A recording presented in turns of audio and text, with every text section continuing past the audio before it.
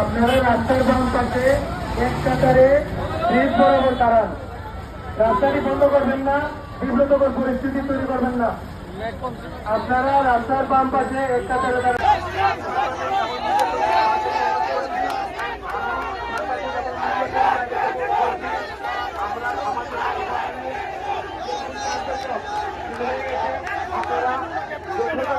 যারা আমাদের তাদের বিচ্যুতি দেবেন, আমি মানববন্ধন অংশগ্রহণের বাইরে বলছি, আপনারা রাস্তাটা ক্লিয়ার করেন। আমি মানববন্ধনের অংশগ্রহণের বাইরে বলছি, আপনারা রাস্তা ক্লিয়ার করেন এবং মানববন্ধনের মূল লাইনে দাঁড়ান।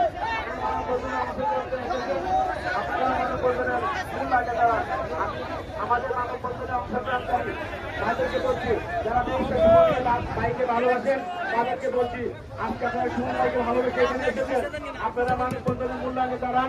এবং সাংবাদিক এবং মিডিয়া কর্মী ভাইদেরকে বলছি, আপনারা, আমি সাংবাদিক এবং মিডিয়া চাই না, তাই আমি আপনাদেরকে বলবো আজকের এই প্রতিবাদ মানববন্ধন থেকে এবং মানববন্ধন থেকে আমরা আরো সামনে যদি আসামি না ধরা হচ্ছে কোন পরিস্থিতি আমরা হচ্ছে বড় আত্মীয় দিতে বাধ্য হবো।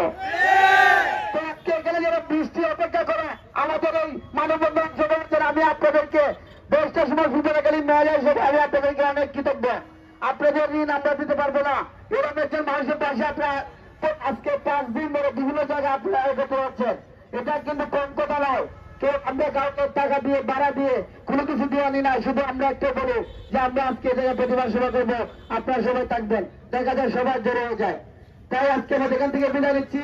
ভালো থাকবেন, সুস্থ থাকবেন, ধন্যবাদ। চেষ্টা করুন আপনারা জানেন আমাদের মাঝে কিছু কর্মী উপস্থিত এবং আরো বিভিন্ন নেতৃবৃন্দ, এবং আপনারা জানেন যে মালিক ব্যাপারী আমাদের মাঝে উপস্থিত এবং কিছু কর্মী ঢাকা থেকে আগত আসতে আছেন এবং আরো নেতৃবৃন্দ আছেন।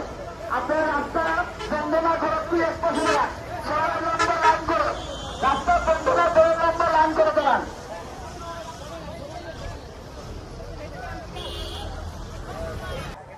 আর অ্যাম্বুলেন্সকে রাস্তাটা ক্লিয়ার করে দেওয়ার জন্য অপ্রিয়ত অনুরোধ জানাচ্ছি। অ্যাম্বুলেন্সকে রাস্তা করে দেওয়ার জন্য অপ্রিয়ত অনুরোধ জানাচ্ছি। বিসমিল্লাহির রহমানির রহিম। আজকে স্বাস্থ্যগণ নতুন দুর্সত্তর আজকে মানববন্ধনের সম্মানিত সভাপতি সাবেক চেয়ারম্যান 7 নম্বর ওয়ার্ডা আমাদের অত্যন্ত প্রিয় রজব আলী চেয়ারম্যান সাহেব, উনি বেঁচে নাই, শুধু একটাই, উনি দেশের দুর্নীতিবাজের কথা বলায় ওনাকে মেরে ফেলা হচ্ছিল। আমাদের অভিযোগের কৃষি সন্তান শাহরাজ কিবরিয়া, ওনাকে আপনারা জানেন যে বর্তমানে জায়গা জমা থেকে মেরে ফেলা হচ্ছিল। শুধু একটাই, এই দেশের জন্য করে যাচ্ছেন দুর্নীতিবাজদের বিপক্ষে কথা বলার জন্য। আমরা চাই না দেশটা সমবাদকে হারাতে, আমাদের জান দিয়ে হলো, রক্ত দিয়ে হলো ওনার পাশে আমরা থাকতে, কি বলেন? এবং যত পর্যন্ত আসামিকে চিহ্নিত করা না হবে করতেই হবে। এবং আমাদের কিভাবে প্রশাসন কি করতেছে, যিনি আমাদেরকে এই খবর দিচ্ছে উনি কি করতেছে, আপনারা মাঠে নেমে যান, জনগণের ছাত্রছাত্রীরা কাজ করে বসে আপনারা খনন গোটালে চলবে না, আপনাদের ভালো মানুষকে ধরাইবেন না, সন্ত্রাসীকে ধরেন। ব্যারিস্টার সুমনকে যদি কেউ একটি পুলের আঘাত দেয় আমরা তাকে সুন্দর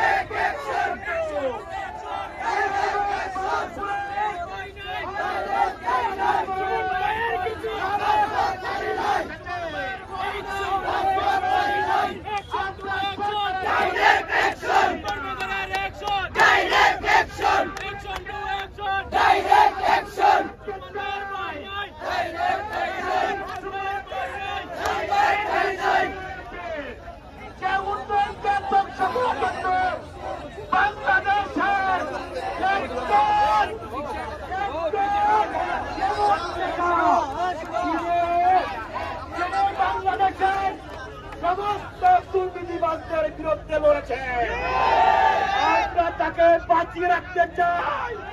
এই জন্য আমরা সরকার বাহাদুরের কাছে আমরা আবেদন জানাই, আমাদের সেই আবেদনটুকু গ্রহণ করবেন।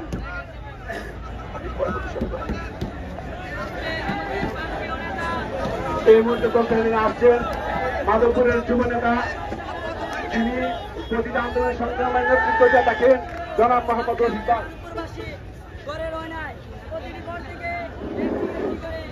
পুরো পরিস্থিতির মহান সৃষ্টিকর্তার নামে তিনি পরণ করুণাময় অত্যন্ত দয়ালু। প্রিয় মাধবপুরবাসী এবং সোনারঘাটবাসী, আপনারা জানেন আমাদের নয়ন মনে সারা বাংলাদেশের সবাইকে ধন্যবাদ। এই পর্যায়ে সভাপতির বক্তব্য দেবেন কাজী সরকার ভাই। বিসমিল্লাহির রহমানির রহিম। আপনারা সামনে নমাজকে আগে প্রাধান্য দিতে হবে। আমরা আজকে জল নামাজের পরে বড় মসজিদে সৈয়দ সাইদুর হক সুমন ভাইয়ের জন্য দোয়া হয়েছে। সারা সোনারঘাট মাধবপুরের সকল মসজিদে সুমন ভাইয়ের জন্য দোয়া হবে, এই আহ্বান করা হয়েছে। আমি বক্তব্য লম্বা করব না, আপনারা বক্তব্য শুনেছেন, ভবিষ্যৎ আমার বক্তব্য